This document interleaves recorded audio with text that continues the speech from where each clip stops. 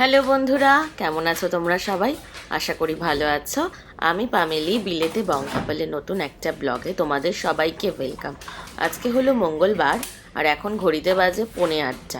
তো তাড়াতাড়ি উঠে পড়েছি, আজকে আমার ছুটি। তো ভাবলাম ঘরের অনেক কাজকর্ম রয়েছে, পরিষ্কারও করতে হবে, আর ওদিকে ব্রেকফাস্ট, লাঞ্চ, ডিনার সমস্ত কিছুই রেডি করতে হবে। তো যাই হোক, ঘর দৌড় গুছানো হয়ে গেছে, মানে গোছানো বলতে ঝাড়ু টাড়ু দেওয়া মোছা সবই হয়ে গেছে। মৃণাল ঘুমাচ্ছে, এদিকে আমি একটু সকালবেলা মেথি ভেজানো জল খাচ্ছি আর 4টে অ্যালমন্ড খাচ্ছি। তারপরে আজকে আমি ব্রেকফাস্ট বানাবো।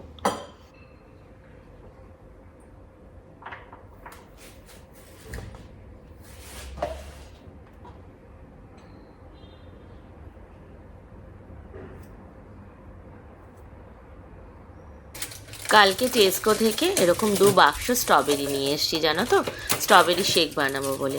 অন্যদিন তো ব্রেকফাস্টে আমরা দুধ কর্নফ্লেক্সই খাই, তো আজকে ভাবলাম একটু নতুনত্ব কিছু করি, যেটা সময়ও কম লাগে, হেলদিও হয়, ঝটপটও হয়ে যায়। তো যাই হোক, সেই রকম স্ট্রবেরিগুলোকে বার করে নিলাম। এবার দেখো, এইদিকে একটা স্ট্রবেরির ফুলও রয়েছে বাক্সটার মধ্যে। তো যাই হোক, এখন স্ট্রবেরির ওই ওপরের বোটাগুলোকে ছাড়িয়ে ধুয়ে কেটে দুধ দিয়ে একটু সামান্য চিনি দিয়ে স্ট্রবেরি শেক বানিয়ে নেবো।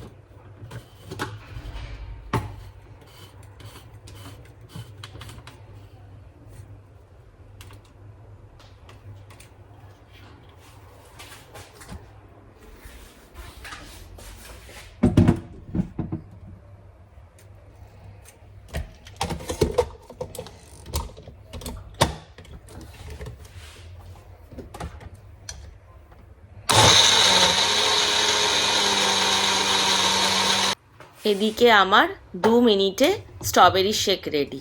ম্যাগি 2 মিনিটে হয় না, কিন্তু এই স্ট্রবেরি শেক কিন্তু 2 মিনিটেই হয়ে যায়। খুব সিম্পলভাবে হলো। তো যাই হোক, প্রথমে মৃণালকে দিয়ে দিই, কারণ ও মিটিংয়ে বসে পড়েছে। তো একটু স্ট্রবেরি গ্লাসে ঢেলে একটা স্ট্রবেরি কেটে সাজিয়ে ওকে দিই, তারপরে আমি আমারটা বানিয়ে নেব।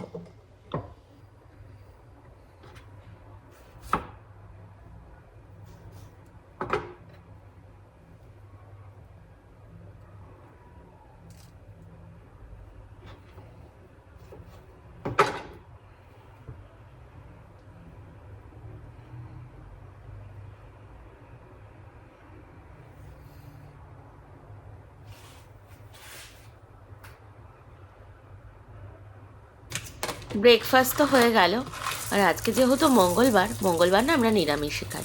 তো নিরামিষে কি বানাবো, ওই ডাল তরকারি ভাজা খেতে খেতে আর ভালো লাগছে না, তো ভাবলাম একটু অন্যরকম কিছু বানাই। তো অন্যরকম বলতে আজকে একটু পোলাও বানাবো, হলুদ বাসন্তী পোলাও, মিষ্টি পোলাও বলতে পারো, খুব মিষ্টি দেবো না। আর তার সাথে বানাবো একটু কাশ্মীরি আলুর দম। পোলাও বানানোর জন্য একটা বাটিতে 2 কাপ চাল নিয়ে নিয়েছি। 2 কাপ বলতে 2 বাটি। একটু বেশি করেই বানাবো, কারণ কালকে আবার আমার অফিস আছে, তো মৃণাল কালকে লাঞ্চে এটা খেয়ে নিতে পারবে। তো চালটাকে ভালো করে ধুয়ে একটা থালার মধ্যে রেখে দিচ্ছি, চালটাকে একদম শুকনো শুকনো করে নেব বলে।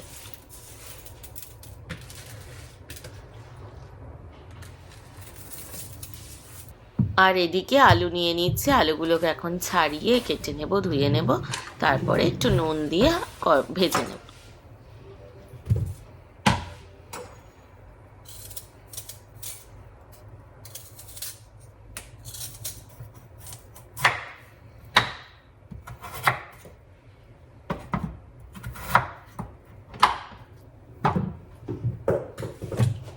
আলুর দমের আলুগুলো কেটে ধোয়া হয়ে গেছে। তো চলো এবার আলুর দমের মানে কাশ্মীরি আলুর দমের মশলাটা রেডি করে নিই। তো একটা মিক্সিং জারের মধ্যে আমি এখন নিচ্ছি চাল মগজ, তার মধ্যে দেবো 2 চামচ পোস্ত আর কয়েকটা কাজু দিয়ে কাঁচা লঙ্কা দিয়ে জল দিয়ে কিছুক্ষণ ভিজিয়ে রাখবো, আর তারপরে এটাকে একটা স্মুথ পেস্ট বানিয়ে নেব।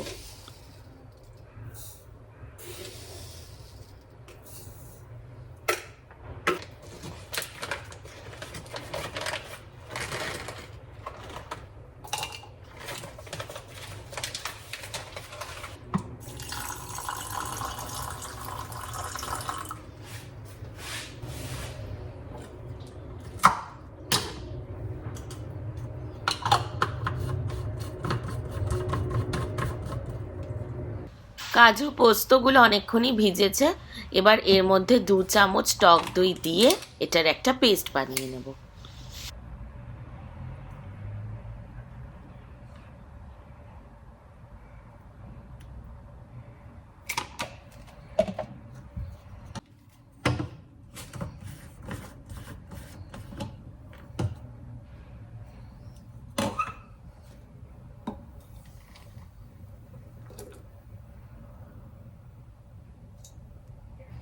কাশ্মীরি আলুর দমের জন্য আরেকটা মশলা রেডি করতে হবে, সেটাই আমি রেডি করছি।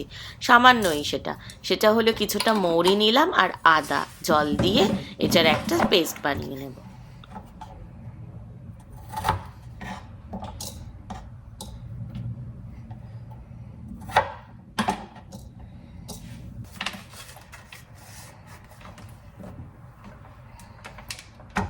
কাশ্মীরি আলুর দম বানানোর জন্য সমস্ত মশলাপাতি রেডি। তাই একটা কড়াই নিলাম, এবার আলু মানে তেল দিয়ে এবার আলুগুলোকে নুন দিয়ে, কোনো হলুদ দেবো না, কারণ তোমরা সবাই জানো কাশ্মীরি আলুর দম সাদা সাদাই হয়। তো নুন দিয়ে আলুগুলোকে ভালো করে একটু লাল লাল করে ভেজে নেব।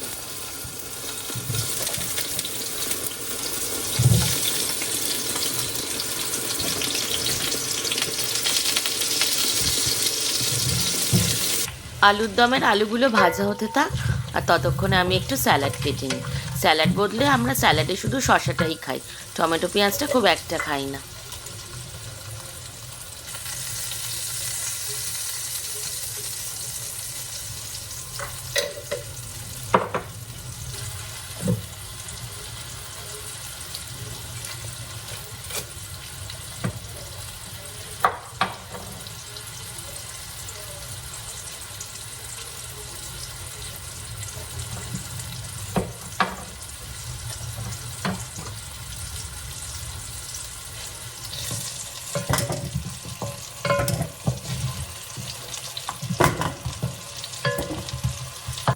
আলুগুলো তো ভাজা হয়ে গেছে। তো ওই কড়াইয়ের মধ্যেই আর তেল দিইনি, তার মধ্যে গোটা গরম মশলা, ধরো দারচিনি, এলাচ, তেজপাতা, লবঙ্গ, জায়ফল, জায়ত্রী থাকলেও দিতে হতো, কিন্তু আমার কাছে নেই। আমার কাছে যা যা ছিল আমি সেই মশলাগুলোই দিয়েছি। তো ওইগুলো একটু গরম করে নিয়ে তার মধ্যে যে মেথি আর আদার যে পেস্টটা বানিয়েছিলাম সেটা দিয়ে দেবো।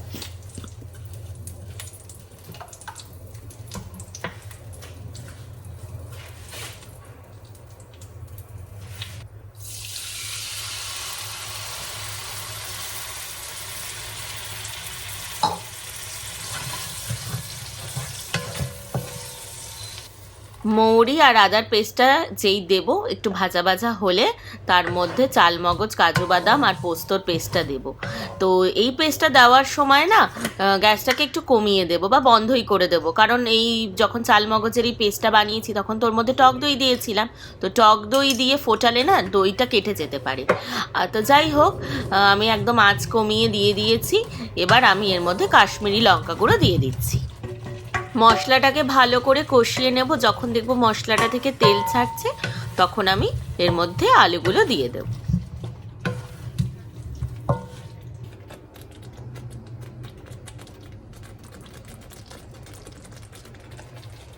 এখন আমি একটু চিনি দিয়ে দিচ্ছি, কারণ কাশ্মীরি আলুর দম একটু মিষ্টি মিষ্টি ভালো লাগে। তো যাই হোক, চিনি দিয়ে চিনিটাকে ভালোভাবে মিশিয়ে এবার ঢেকে আঁচ কমিয়ে আলুগুলো সেদ্ধ হতে দেবো।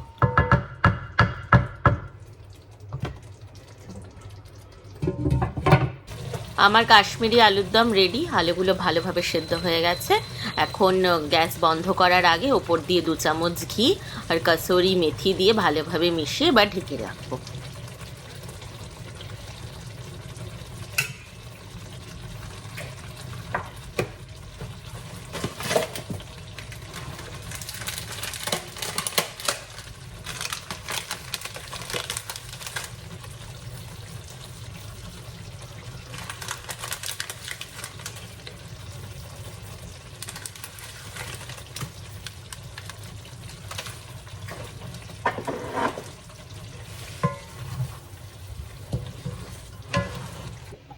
আলুর দম তো হয়ে গেল, তো চলো এবার পোলাওটা রেডি করা যাক।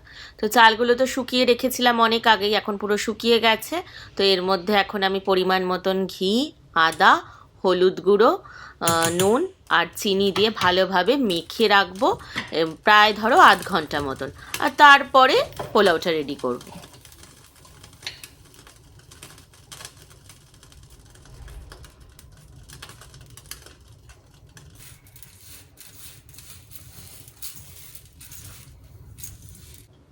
আধ ঘন্টা হয়ে গেছে, তো চলো এখন পোলাওটা রেডি করে নিই।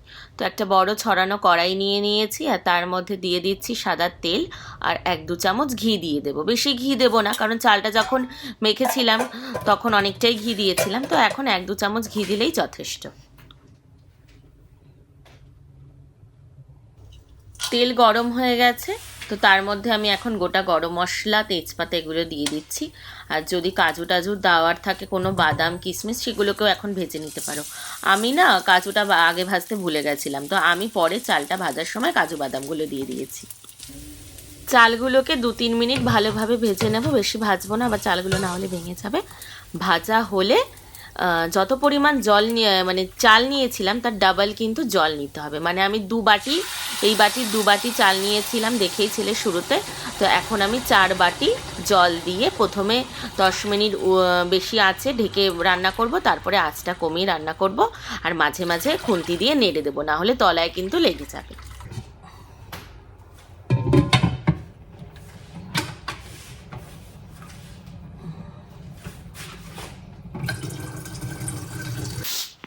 আমাদের এখানে লাঞ্চ রেডি, এখন খাবারগুলো বেড়ে নিচ্ছি। পোলাওটা একটু ঝরঝরে হতো, কিন্তু খুব একটা ঝরঝরে হয়নি। তো যাই হোক, নেক্সট টাইম ট্রাই করব জলের পরিমাণটা ঠিকঠাক দেওয়ার মতন। তো এখন মৃণাল খাচ্ছে, খেয়ে বলবো কেমন লেগেছে। ঝরঝরে হতো, সেটা হয়নি। ঠিক আছে, আলুর দমটা খাও।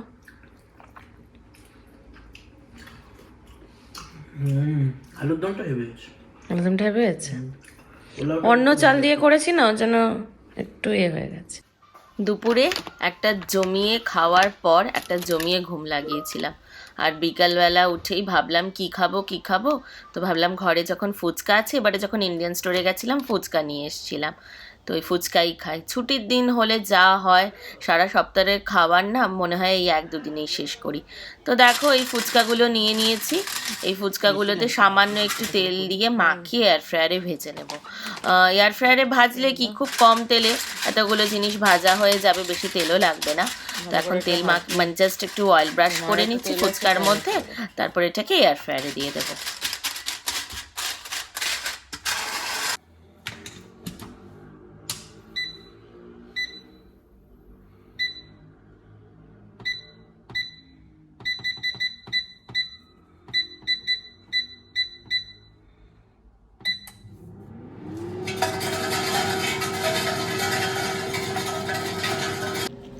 এইখানে দেখো আমার ফুচকা রেডি।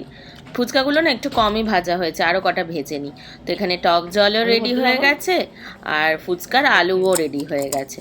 তো চলো এখন ভালোভাবে ফুচকা খাওয়া যাক।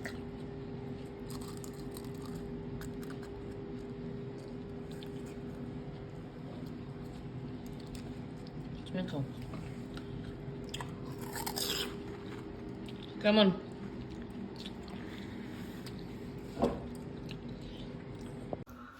বিকালে খাওয়ার পর মানে ফুচকা খাওয়ার পর এখন চলে এসেছি, মানে এখন ঘড়িতে বাজে 8টা। তো রাতের খাবার বানাতে আজকের ভিডিওটা সারাদিন মানে পুরোটাই শুধু খাওয়া খাওয়ার, কি বলো তো, ছুটির দিন না, সারাদিন মনে একটু খাই, রেস্ট করি, এভাবেই কেটে যায়। তো যাই হোক, এখন মৃণাল অ্যাকচুয়ালি বানাবে পনির আর ছানা দিয়ে শাহি পনির। তো আমি একটু টুকটাক জোগাড়গুলো করে দিচ্ছি। তো এখানে দুধ কেটে ছানা তৈরি করে নিয়েছি, আর পনিরগুলো কেটে এখন কিউব কিউব করে কেটে তেলের মধ্যে ভেজে নিচ্ছি। আর পনিরগুলো যে ভাজা হয়ে যাবে সেটাতে পনিরগুলোকে একটু নুন আর চিনি দিয়ে ওই জলে কিছুক্ষণ ভিজিয়ে রাখবো। নুন চিনি দিয়ে গরম জলে 10 মিনিট মতন এই ভাজা পনিরগুলোকে ভিজিয়ে রাখবো। তাহলে কি হবে বলো তো, পনিরগুলো একটু নরম হবে। কড়াইয়ের মধ্যে মানে যে কড়াইটাতে পনির ভাজছিলাম ওখানেই আমি গোটা জিরে আদা একটু ভেজে নিয়েছি। আর সেটা ভাজা হয়ে গেলে তোমার এই ছানাটাকে দিয়ে দিয়েছি। ছানাটাকে এবার ভাজা ভাজা করে এর মধ্যে লাল লঙ্কার গুঁড়ো দিয়ে ভালোভাবে এটাকে ভেজে নেব।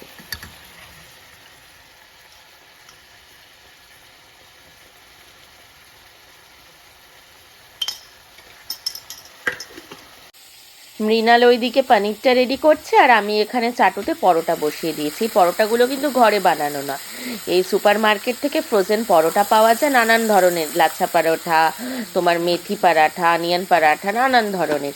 তো সেই পরাঠাগুলোই কিনে এনেছি। আর এইদিকে দেখো এই মশলাটা থেকে কী সুন্দর তেল বেরিয়েছে। তো তার মধ্যেই এখন ওই কাজু, তোমার পোস্ত, চালমগজের যে পেস্টটা বানিয়েছিলাম সেটা এবার দিয়ে দেবো। সেইটা দিয়ে ভালোভাবে কষে যখন আবার নুন মিষ্টি দিয়ে দেবো।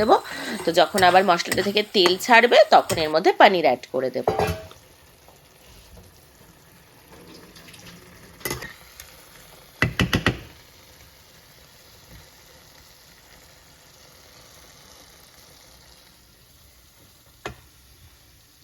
দাঁড়াও, তোমাদের একবার দেখাই পনিরটা কেমন দেখতে হয়েছে। দেখেছো, ভীষণ সুন্দর হয় এই রান্নাটা।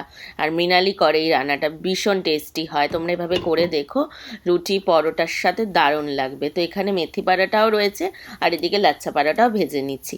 তাহলে যাই হোক, আজকের দিন মানে আজকের ভিডিওটা তোমরা দেখলে আমি শুধু রান্নাই করলাম। আর কালকের জন্য, পরের দিনের জন্য মেথি ভেজিয়ে রেখেছি। সকালবেলা উঠেই তো মেথি ভেজানো জল খাই। তো যাই হোক, তাহলে আজকের এই ভিডিওটা মানে পুরো সারা দিনের রান্নার ভিডিওটা তোমাদের কেমন লাগলো দেখতে, অতি অবশ্যই আমাকে কমেন্ট করে জানিও। আর যদি ভালো লেগে থাকে তাহলে প্লিজ আমার এই চ্যানেলটাকে সাবস্ক্রাইব করো, আমার ভিডিওটাতে লাইক করো, শেয়ার করো। আর এখন ঘড়িতে বাজে কটা জানো? এখন বাজে প্রায় ধরো 9:30। আকাশে দেখো হালকা হালকা আলো রয়েছে। তো চলো টাটা, দেখা হচ্ছে খুব তাড়াতাড়ি পরের ভিডিওয়ে।